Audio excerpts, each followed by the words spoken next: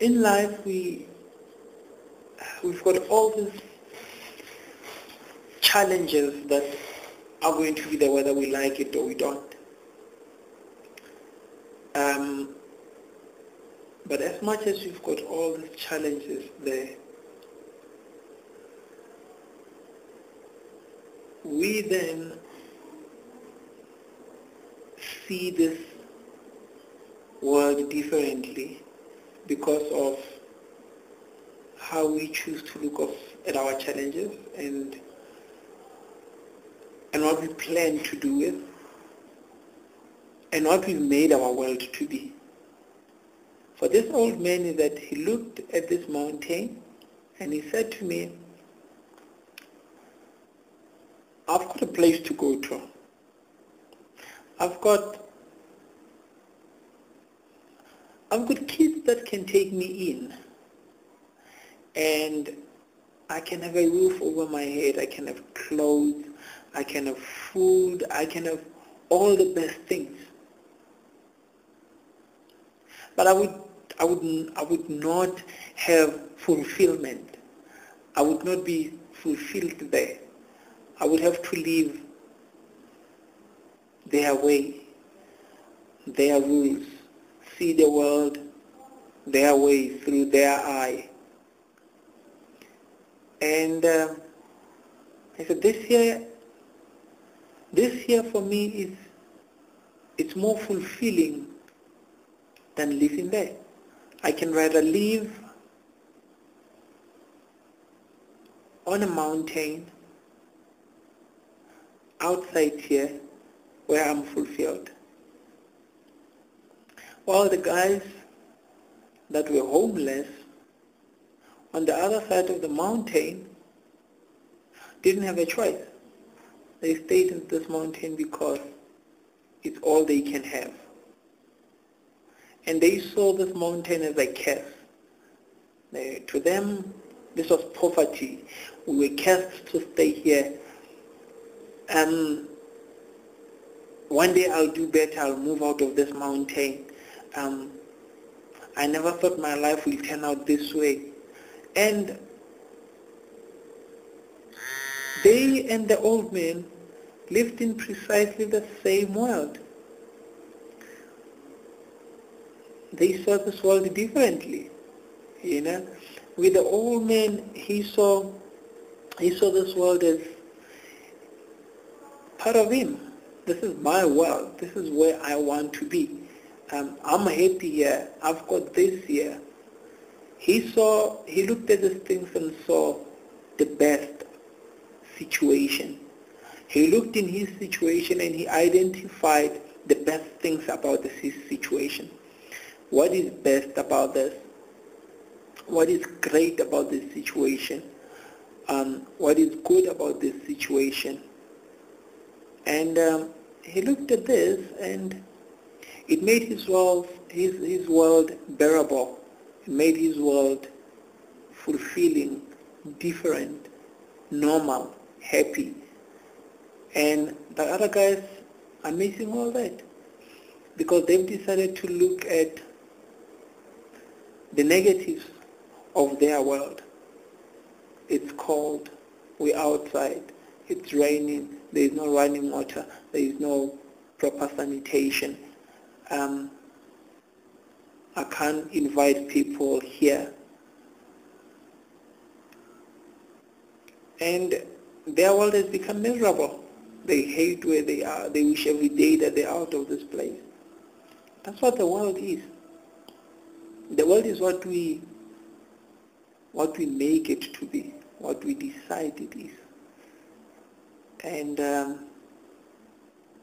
that's what I'm touching about in the book. I really just want to talk about it, to talk about this 20-year philosophy. To say, breaking our lives in 3 stages of 20 years and dictating what is supposed to be in every stage. That's not really fulfilling. A It's impressive, but it's not fulfilling. You'll get all those things. You'll never see yourself going through your life. You'll run so quick through your life because you want to achieve all these things. But like I said, whether you're walking slow or you're running, destiny is destiny. You're not going to change it. You're not going to make it come quicker or come later by varying how quick you walk or how slow you walk. That's just what it is. And at that stage and moment where one finds fulfillment and give up things that have been distracting or prohibiting or sort of like taking away that fulfillment, then we see them as abnormal. We see them as mad, we see them as crazy, we see them as having lost the plot.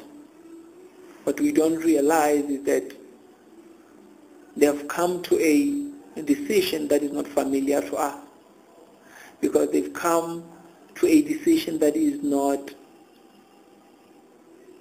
dictated by human beings. They decide to live differently. They decide to take a different route. They've seen what their fulfillment is lying or where it is, and they fulfilled and they're going for that. And some of us, their fulfillment will come in money. Some of us, fulfillment will come in teaching others. Some of us, fulfillment will come in writing, telling stories, telling history of others, telling their opinion. And until one finds that fulfillment, then one just ends up running up and down. So yeah, we are hamsters. There's this big wheel of predetermined life and expectation, and immediately you're born, you get into this wheel and you start running. And in running, you hurt yourself, and you don't get time to heal, because you've got to run. Because the minute you stop running, the wheel stops moving, and it needs to move. Because that's sort of like your pseudo-purpose, that you've set yourself this purpose that you don't know where it came from, because you never got the chance to sit down and search what your purpose is. So your purpose is making this wheel run. So even when you hurt, you just keep on running. Even when others come in and they want to run with you to make your wheel run, you run them out. You run on top of them, you kill them, you injure them, you run on top of them, you hurt them, because you don't stand to wait and look and see what is happening around you. You're so much focused on the wheel running, and you're running and you're running and you're running. The wheel is moving, you're happy, the wheel is moving. Somebody comes in, runs on your wheel so that you get some time out, relax, heal, forget about it, take time. I will run, let your wheel. You don't see that because you don't think around that. You only think about what is predetermined, what is set there for you to do, and that is moving the wheel. So yeah, that's unfortunately how our life today is. Are we going to get out of it? We don't live long enough to.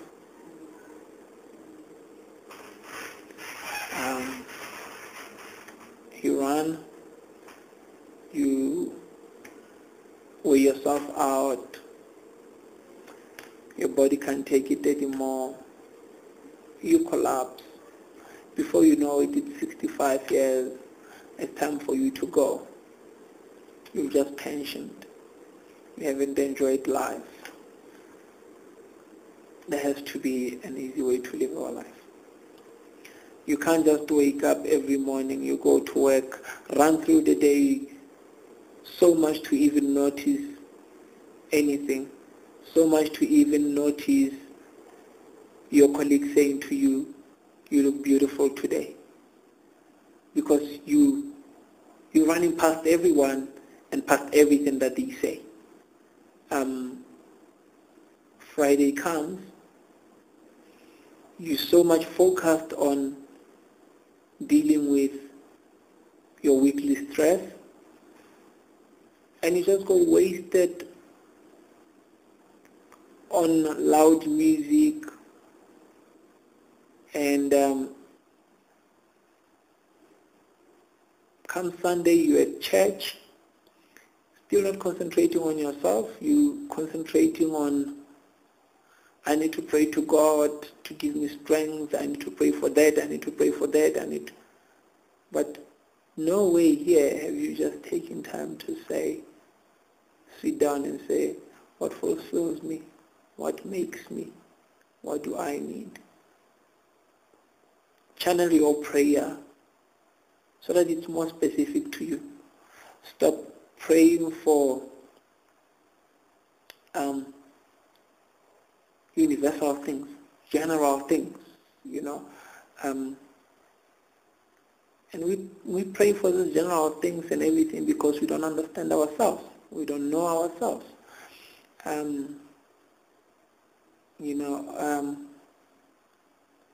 God, I pray for a car, God bless me with a house, God bless me.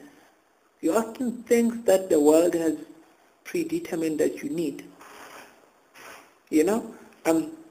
There's never been where you sit down and say, God, bless me with compassion. God bless me with dedication. Things that you really need, things that are going to really fulfill you and make you complete. You don't ask for those, you ask for the worldly things that are predetermined for you, that the world has said, these are the things that you need. You need this, you need that, you need that. So that's what we need. It's not an easy world. It's a difficult world. One of the codes that I've written on the book is that it's like contact sport. While you are in it and you're running and you're fighting your battles, there'll be some that cheer for you. But guess what? There'll be others that have to punch you to also win the prize. The only difference is that you really don't have direct opponents.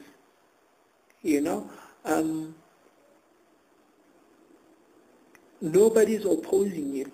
The only thing is that you're running for the same goal. So it's not necessarily that this person or your competitor is opposing you. It's not about you. It's about the goal that you guys are going for, and you're all running and gunning for the same thing. We sit now, we pray for cars, all of us.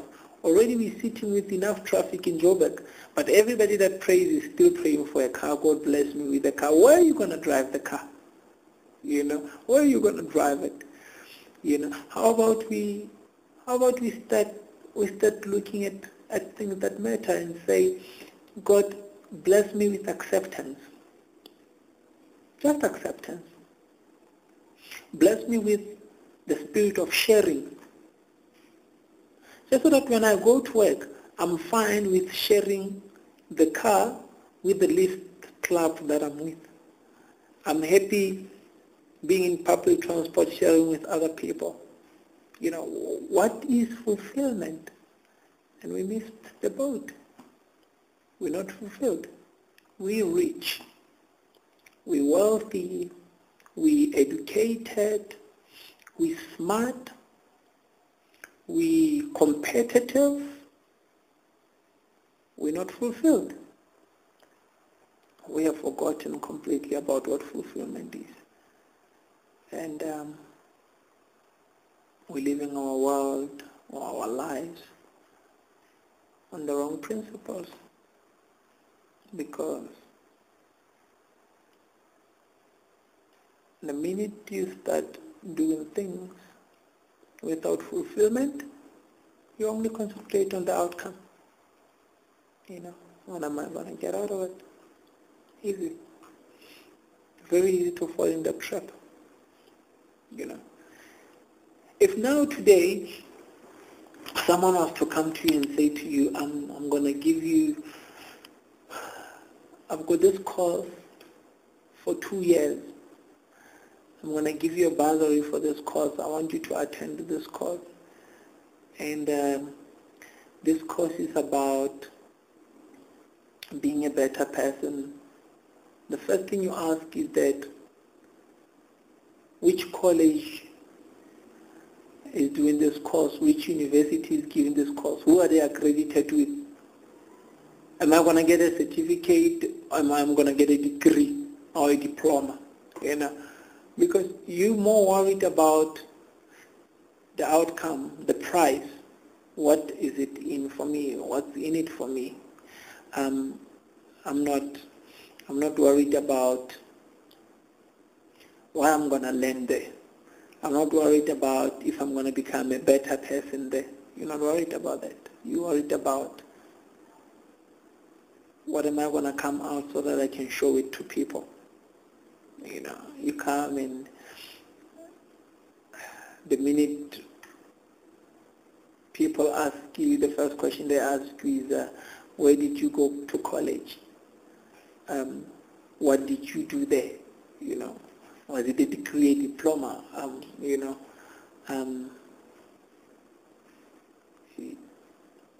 Why does it matter? It matters in our world because it was predetermined. That's what we will judge your knowledge on. We will judge your knowledge on your degree. If you've got a PhD, it means you know the issue more than anyone else in that, And what about the guy that has learned from this guy with a PhD? What about that guy? He learned from this guy with a PhD, so possibilities are he knows as much as this guy with a PhD. Are we going to say he doesn't know as much as the guy with a master's knows because he doesn't have the PhD? You see, we're judging things wrong. We shouldn't sit back and just lie there and hope for things to happen. We should go out there and make things happen. But we shouldn't forget about what fulfills us as people. For me, talking to people, making a difference, that's what is fulfilling. For me, writing my book now has been the most fulfilling thing. It has been new, it has been different, but it has been very fulfilling. It has not been paying the bills. Maybe it will, maybe it won't pay the bills, but it was fulfilling. If I could afford to give the book free to everyone, I'll do that. I'll take the book and give it free to everyone. Because what will be fulfilling for me will be that everybody is getting an insight into my mind and seeing things that I've seen, understanding things that I've understood, seeing some of them will start talking things that I speak of and that. I think it was about last week, another quote came in my mind, which I put down also, which said, if you walk a mile in my shoes, you would only understand part of my life. But if you follow my footsteps, then you would know what life has been to me. We often say to people, walk a mile in my shoes. And I took it literally and said, a mile is too short. And that's what people want to do.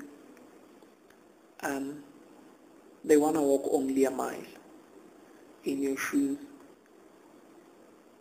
and pretend that they understand, pretend that they know what you're going through. That's not how it is.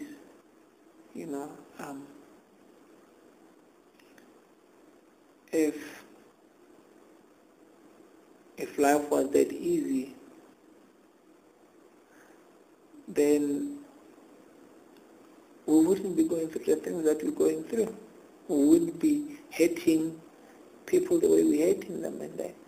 We wouldn't be sitting in relationships that are not fulfilling us because we are afraid to go out and hurt other people.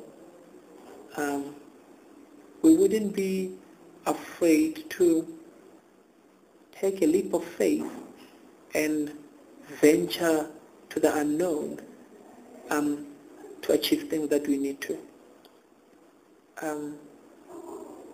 But it is difficult, and those things are not happening, and that's why we see ourselves where we are. That's why we're still running this wheel. We just hope one day it will change.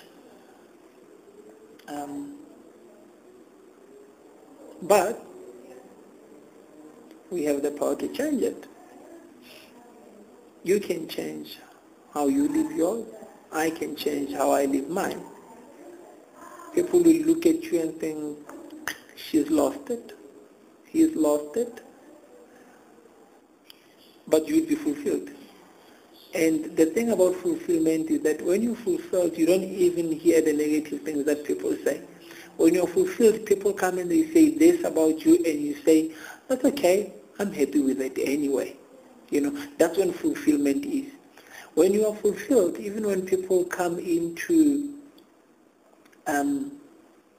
attack what you do or who you are on that, when you fulfilled it, it doesn't hurt you. You sort of like understand why they're doing it, and that's it. That's something like that.